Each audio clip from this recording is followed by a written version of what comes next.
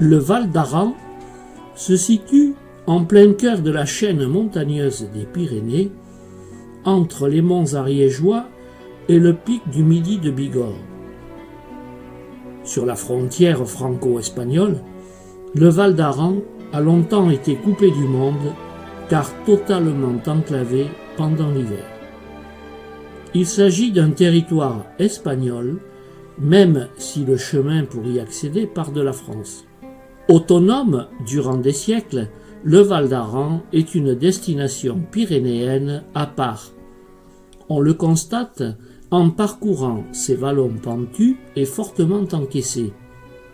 C'est un territoire sauvage qui épouse parfaitement les contreforts du massif de la Maladeta. Parcourir cette région est une expérience unique à tout moment de l'année. On y découvre ces villages caractéristiques construits en pierre, bois et ardoise. On peut profiter de ses coins les plus cachés, de ses églises romanes et de son patrimoine artistique au milieu de la beauté spectaculaire de sa nature intense. Le charme des Pyrénées catalanes réside aussi dans ces villages, et Bétrenne est sans doute l'un des plus beaux et des plus historiques. Très peu connu, ce village du Val d'Aran est un ensemble de maisons traditionnelles avec son église de Saint-Estève, édifiée au XIVe siècle, qui combine l'architecture romane et l'architecture gothique et constitue un exemple fantastique de la transition entre ces deux styles. Le portail comporte 4 archivoltes, bandeaux de moulures plus ou moins ornementés, qui hébergent 60 représentations humaines illustrant le jugement dernier et la résurrection. Le village d'Escunao comprend un quartier intéressant avec des rues entrelacées sur des côtes où l'on remarque plusieurs maisons en pierre du plus pur style aranais, certaines desquelles sont devenues des gîtes ruraux. Son église paroissiale est dédiée à San Pedro, où est mis en valeur son portail du XIIe siècle et le Christ crucifié du tympan.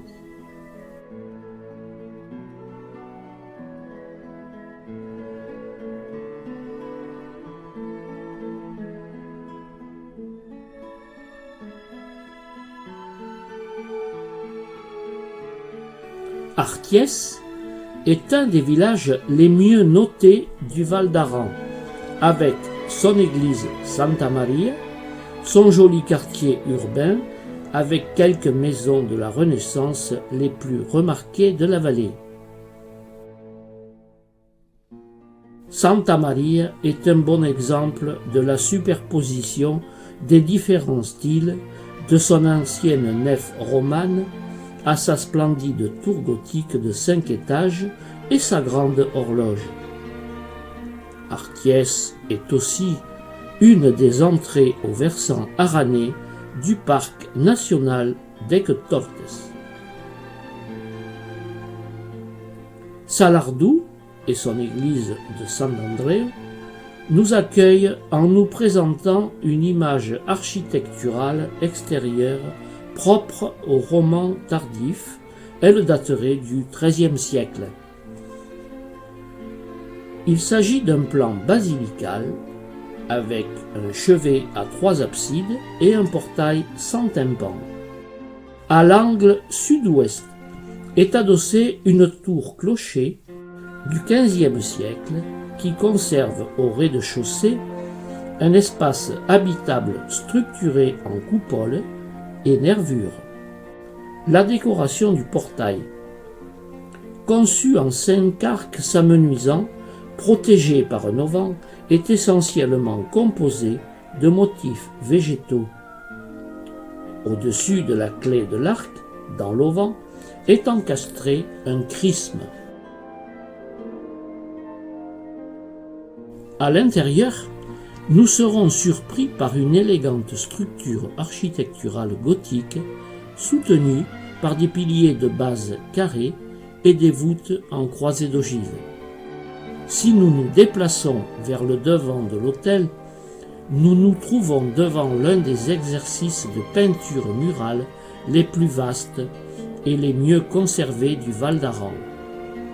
Il s'agit de peintures du XVIIe siècle représentant différentes personnalités et divers exemples bibliques.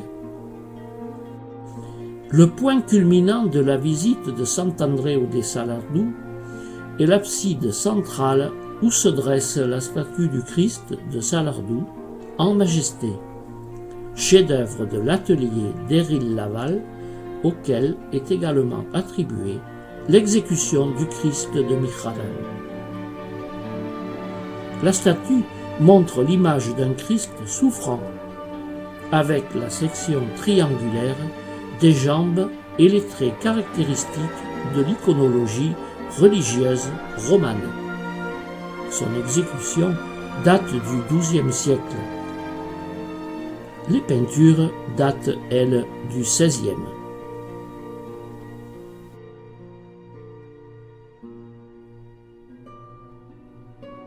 En quittant Salardou, nous pouvons facilement atteindre la vallée des Boi. En passant par le village de Castillo de Tor, puis nous traversons Malpass, ainsi que Viu de Lievata.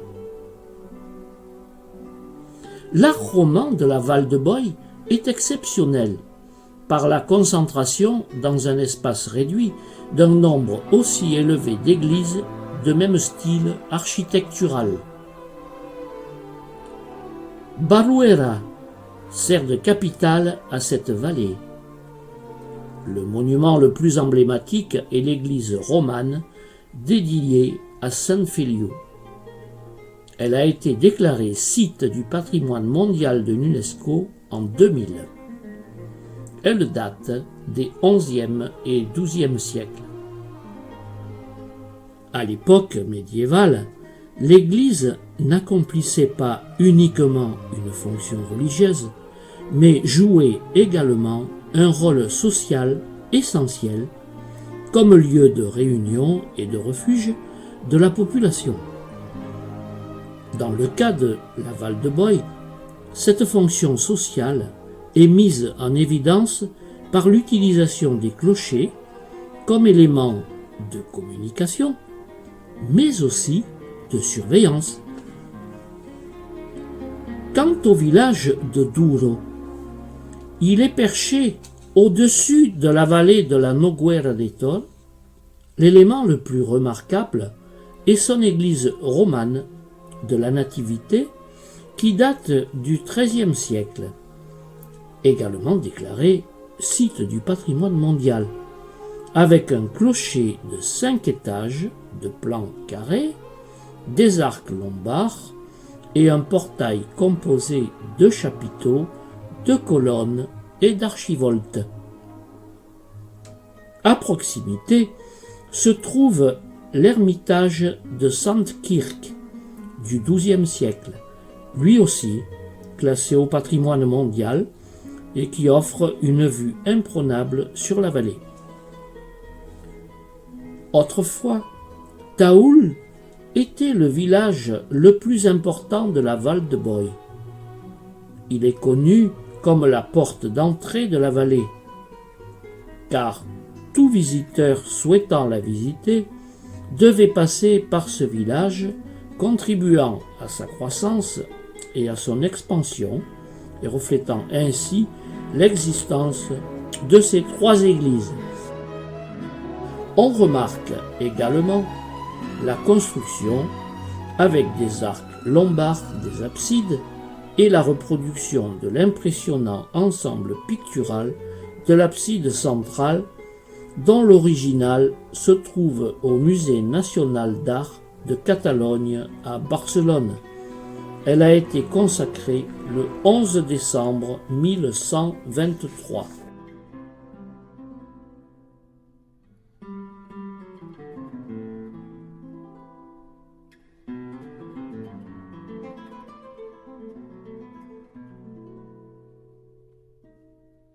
On ne sait si c'est le village de Boy qui a donné son nom à la vallée, mais on suppose plutôt que ce serait l'inverse. Après Boy, nous passerons par Éril-Laval, avec son église Santa Eulalia.